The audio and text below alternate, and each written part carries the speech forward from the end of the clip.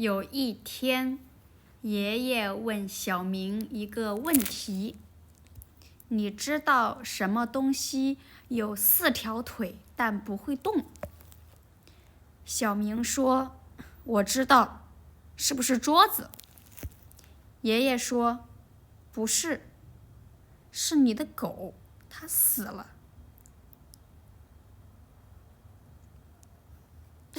这是啥呀？不好笑，就是不好笑。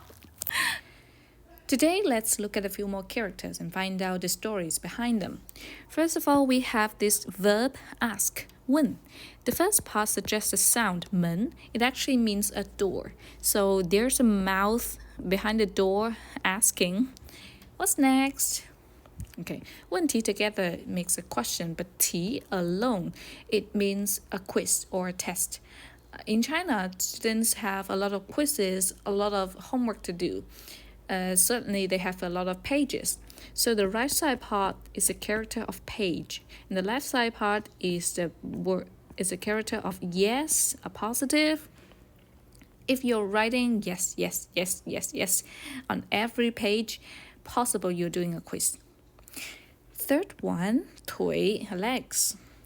In characters, if you see this part, it means moon. If you see a moon in this character, possible it's a body-related character. In this case, the right side part 腿 suggests the sound. So 腿 together, leg. This part, the left part means a cloud. So how do you make the cloud move? Yes, you put the character of energy or power behind at the back. So the cloud is moving. This word fun, table, 桌子. Tables are made of wood, so you have the character of wood down beneath. This is your table. And then you put the box of food on the table. And then what do? You use a chopstick to pick up one of it to eat. That's what we do around the table. The last one, 死. How do I put this?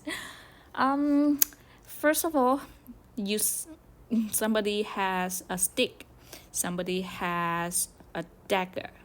Here, this part means dagger.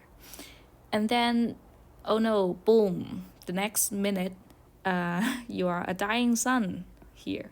Sunset. That's dead. Thank you.